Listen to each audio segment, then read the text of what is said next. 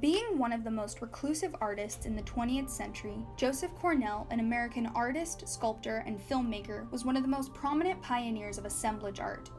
But beyond being all of those titles, he considered himself to be a collector. As a lover of all things unique, antique, and nostalgic, he would constantly forage through old stores and thrift shops, on the hunt for memorabilia, old photographs, and souvenirs, among other things.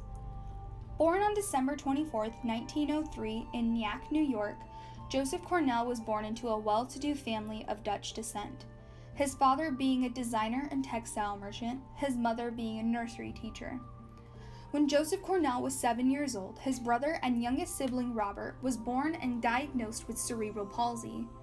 After their father was diagnosed with leukemia just shy of 1 year later, Joseph Cornell grew even more attached to Robert, feeling as though he had a personal obligation and responsibility to care for him.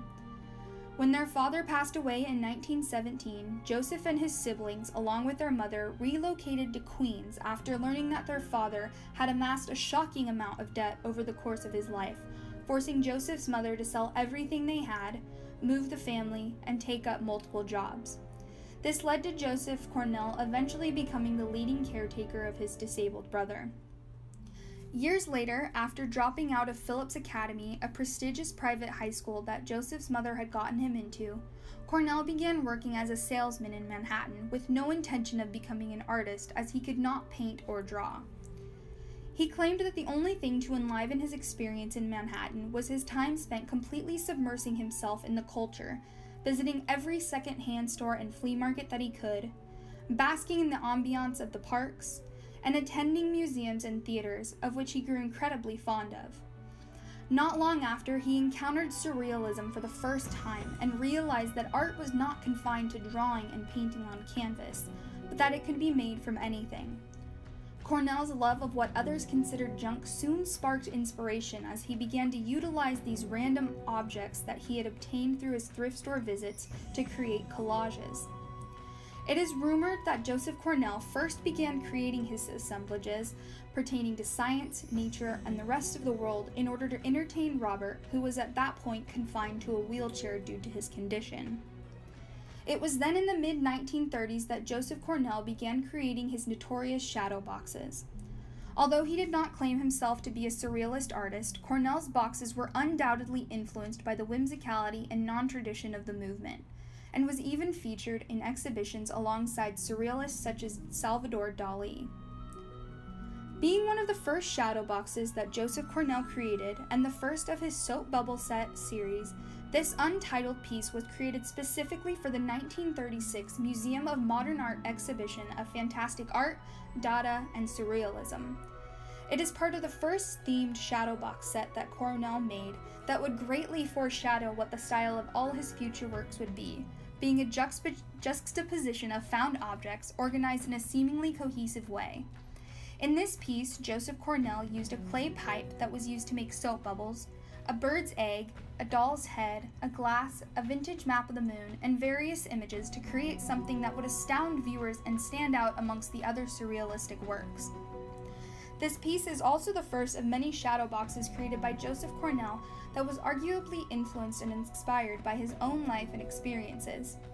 It can even be interpreted that this particular piece is a family portrait, the egg representing his mother, the pipe his father, the doll's head himself, and the 4 cylindrical pieces along the top representing him with his siblings.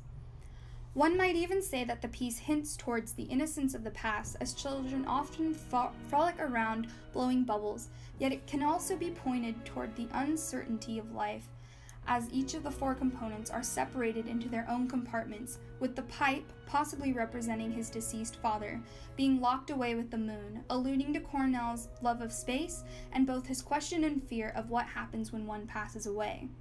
The Leaning Tower of Pisa in the right corner might also support this interpretation, as the building appears as if it could fall at any moment, destroying the beauty that still remains.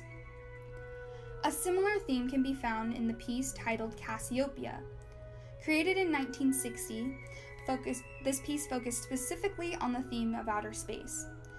It contains images of the cosmos, the Taurus and Orion constellations, and the white ball supported by metal bars. It has a starker mood than most of his other pieces. Cornell is quoted by his sister saying that he was afraid of infinity, so this piece can be seen as Cornell picturing what the universe might look and feel like, with the central image of space giving the shadow box an immense sense of depth, almost giving off a feeling of loneliness, a feeling that Joseph Cornell was no stranger to due to his reclusivity and sense of displacement in the world. Perhaps that sense of displacement was what influenced the creation of this piece. However, it was also created during a time when the health of his mother was rapidly declining, which causes viewers to wonder if this piece, like the previous discussed soap bubble set piece, alludes to Cornell's curiosity as to what happens beyond life on this earth. After Joseph Cornell's brother and mother died in the 1960s, he continued working on collages, however he ceased to produce shadow boxes. His health also began to worsen, and some say that it was his inherent loneliness that contributed to the decline of his own health, as he felt more alone in the world then more than ever. He began writing extensive diary entries regarding his work and even would write to his mother despite her passing, with some of his last words written down being gratitude, acknowledgement, and remembrance for something that can so easily get lost. Joseph Cornell sums up what were likely the driving factors of his life's work in reutilizing objects that others threw away and paying homage to all that he appreciated in this world. Just 2 days after writing that, and only 5 days after his 69th birthday, Joseph Cornell died from heart failure.